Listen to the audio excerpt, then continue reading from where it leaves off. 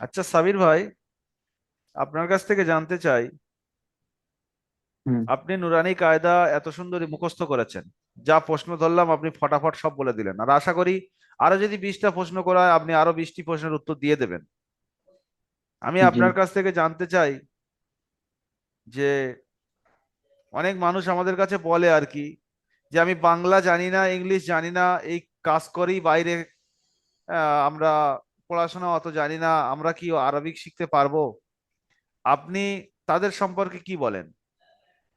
আপনি কি বাংলা ইংলিশ তাদের সামনে খুব মানে দক্ষ, তার জন্য এত সুন্দর মুখস্থ করেছেন?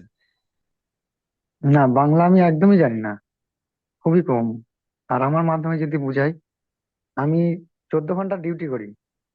তার মধ্যে হুজুর আমাকে যখন আমার যখন সময় হয়, হুজুরা ঠিক সেম টাইমে আমাকে সময় দেয়। হ্যাঁ, এটাই বলবো। তাছাড়া এর কর্মব্যস্ততার মধ্যেও শিখতে পারছি। হুজুরা এত সুন্দরভাবে বুঝায়। বাংলা ইংরাজি কোনো না জানলেও আরবি শেখা যায়। এটা আমি আগে জানতাম শেখা যায় না, কিন্তু হুজুর দেখিয়ে দিয়েছে এর মধ্যেও শেখা যায়। হুজুর আমাদের প্রতি অনেক মেহনত করেছে। আসসালামু আলাইকুম ওয়া রাহমাতুল্লাহি ওয়া বারাকাতুহু। ওয়ালাইকুম আসসালাম রহমতুল্লাহ। জি, সাবির ভাই ভালো আছেন? আলহামদুলিল্লাহ, আপনি ভালো আছেন? জি আলহামদুলিল্লাহ ভালো আছি। আল্লাহর অশেষ মেহেরবানিতে আর আপনাদের দোয়াতে অনেক ভালো আছি। আমি এখন কথা বলছি সাবির ভাইয়ের সঙ্গে। এসকে সাবির ভাই আমাদের এখানে নুরানি কায়দা মাত্র 2 মাসের মধ্যে পুরো হিফজ করেছেন, মুখস্থ করেছেন।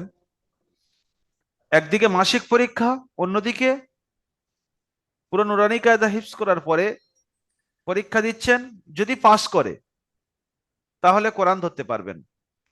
তো পরীক্ষাটা দুই দিক থেকে টাফ আছে, একদিকে মাসিক পরীক্ষা, অন্যদিকে পুরো নুরানি কায়দা যে পড়েছেন যদি পাস করতে পারে তাহলে কোরআনে যেতে পারবে।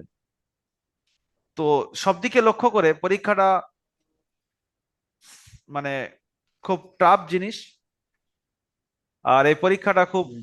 টাফ ভাবে দেখা হয় যে কোনোভাবে যদি নুরানি কায়দা কাঁচা থাকে আমরা তাকে কোরআনের মধ্যে নিয়ে যাই না, নুরানি কায়দা পাকা পুক্ত করে তাকে কোরআনে নিয়ে যাওয়া হয়। তো সাবির ভাই, আমরা দেখবো কিরকম মেহনত করেছেন। তার আগে একটু সাবির ভাইয়ের কাছ থেকে জেনে নেবো যে সাবির ভাই পশ্চিমবাংলার মধ্যে কোন জায়গায় বাড়ি এবং বর্তমানে কোথায় রয়েছেন কর্মরত, একটু জেনে নেবো। সাবির ভাই যদি একটু শেয়ার আমার করতেন। পশ্চিমবাংলায় বাড়ি হচ্ছে, হুম। আমার জেলার নাম হচ্ছে নদিয়া জেলা, জি। শান্তিপুর থানা। আচ্ছা। গ্রামের নাম ইসলামপুর। আচ্ছা। হ্যাঁ, আমি এখন থাকি মধ্যপ্রদেশ, ইন্দোর জেলায় আচ্ছা আচ্ছা আচ্ছা কাজ মাস। করি।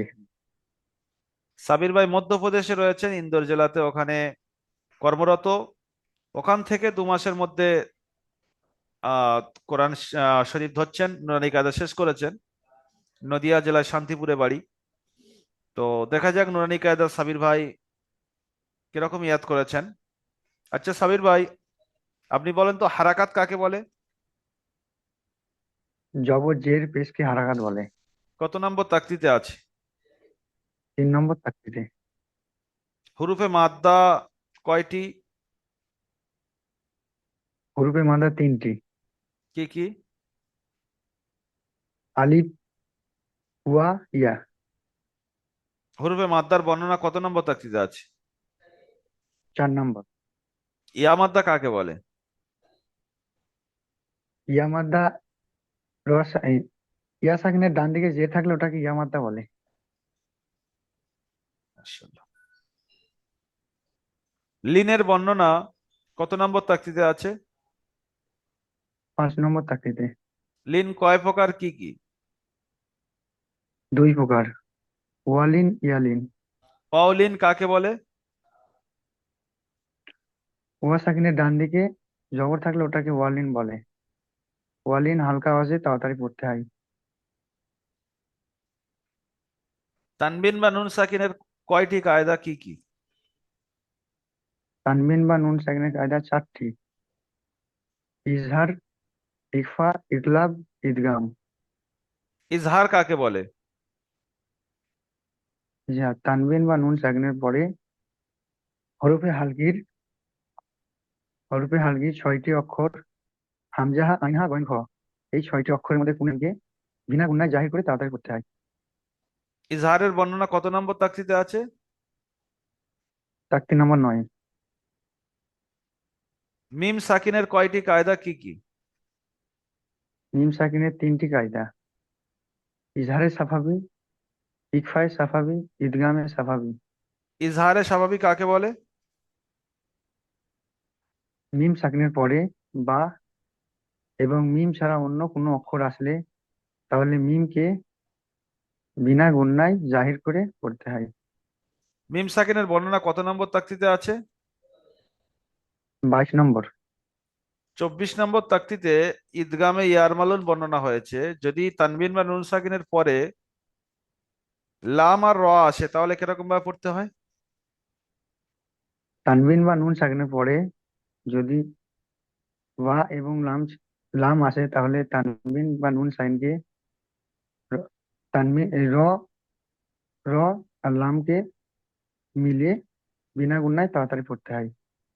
আচ্ছা সাবির ভাই, আপনার কাছ থেকে জানতে চাই, হুম। আপনি নুরানি কায়দা এত সুন্দরী মুখস্থ করেছেন, যা প্রশ্ন ধরলাম আপনি ফটাফট সব বলে দিলেন, আর আশা করি আরো যদি 20টা প্রশ্ন করা হয় আপনি আরো 20টি প্রশ্নের উত্তর দিয়ে দেবেন। আমি জি। আপনার কাছ থেকে জানতে চাই যে অনেক মানুষ আমাদের কাছে বলে আর কি, যে আমি বাংলা জানি না, ইংলিশ জানি না, এই কাজ করি বাইরে, আমরা পড়াশোনা অত জানি না, আমরা কি আরবিক শিখতে পারবো? আপনি তাদের সম্পর্কে কি বলেন? আপনি কি বাংলা ইংলিশ তাদের সব খুব মানে দক্ষ, তার জন্য এত সুন্দর মুখস্থ করেছেন? না, বাংলা আমি একদমই জানি না, খুবই কম। আর আমার মাধ্যমে যদি বুঝাই, আমি 14 ঘন্টা ডিউটি করি, তার মধ্যে হুজুর আমাকে আমার যখন সময় হয় হুজুরা ঠিক সেম টাইমে আমাকে সময় দেয়। হ্যাঁ, এটাই বলবো। তাছাড়া এর কর্মব্যস্ততার মধ্যেও শিখতে পারছি, হুজুরা এত সুন্দরভাবে বুঝায়। বাংলা ইংরাজি কোনো না জানলেও আরবি শেখা যায়, এটা আমি আগে জানতাম শেখা যায় না, কিন্তু হুজুর দেখিয়ে দিয়েছে এর মধ্যেও শেখা যায়। হুজুরা আমাদের প্রতি অনেক মেহনত করেছে। আপনারা সবাই সাবির ভাইয়ের জন্য দোয়া করবেন, এত সুন্দর মুখস্থ করেছেন দেখলেন। আপনাদের সামনে যা প্রশ্ন ধরলাম যেন রেকর্ডিং এর মতো বেরিয়ে আসছে। এই মুখস্থ করা, এত ডিউটির চাপে, প্লাস বাংলা ইংরাজি কোনো জ্ঞান না থাকা সত্ত্বেও, তো আপনারা দোয়া করবেন যেন এই নুরানি কায়দার রোশনিতে যাতে পুরো 30 পারা কোরআন শুদ্ধভাবে পড়তে পারে, আল্লাহ যেন তৌফিক দেন, সেজন্য অবশ্যই দোয়া করবেন। আমরা উভয়ের জন্য আমিন। দোয়া করব, সবাই কোরআনের সঙ্গে মহাব্বত রেখে কবরে যাব আমরা, কোরআনকে ভালোবেসে কবরে যাব। কোরআনের সঙ্গে মহাব্বত রাখুন, কোরআনকে ভালোবাসুন, কোরআনী প্ল্যাটফর্মের সঙ্গে যুক্ত থাকুন। আসসালামু আলাইকুম ওয়া রাহমাতুল্লাহি ওয়া বারাকাতুহু।